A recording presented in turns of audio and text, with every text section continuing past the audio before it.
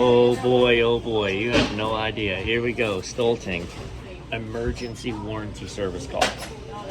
I get a phone call and says the power switch is dead on this unit. And can I come out here? They already shipped them the switch, and they did. Okay, so I talked to the owner, and I'm like, well, what's going on? And he's like, well, it was making a god-awful sound. It was making a terrible sound, and it wasn't dispensing, and they asked for a picture. And then, when they sent them the picture, they said over the phone, you need a switch. So they sent them a switch. Well, we're unplugged, by the way. Look at this. This is arced out and welded to the bottom of the cabinet. So why didn't that trip the breaker? That's a good question, but it didn't. It just severed. So what had happened was you had no beater.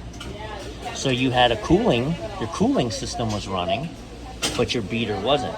So it overfroze, and then it stopped dispensing. So we need to redo some wiring. How in the hell did that happen? It just rubbed. It just was sitting on the bottom, and it just rubbed itself and popped loose.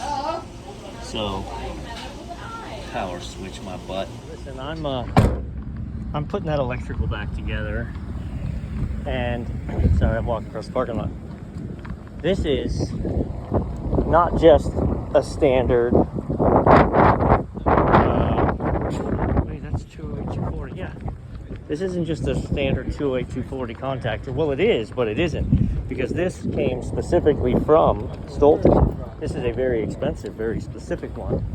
That is the OEM one that I am required to keep in my stock because of Stoelting. And the one they have is really bad burnt up. So, when it comes to warranty stuff, you don't deviate from the plan. So what I mean by that is I'm here to change the toggle switch. I don't think there's anything wrong with that toggle switch. I'm changing it. That's what I was sent here to do. That's what I'm going to do. Now, I'm also going to address the actual causes of the problem. But if I take it on my own liberty to say we don't need a toggle switch when somebody else said we did, then I'm owning everything there beyond. So I'm not. We are going to change the switch. But also, you can see this thing was burnt as all burnt. And the top was actually fused shut. When I pulled the cover off, I had to pop that off. So this welded itself shut. Okay, so there's the old one. Here's the new one. Click. This is what we've done in here. Right, we got rid of the broken, gnarly Molex connector that welded itself to the ground, and we zip tied it all up so it's no longer hitting anything. Clean.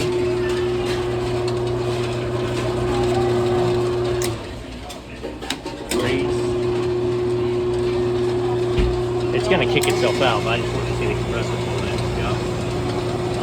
Hello.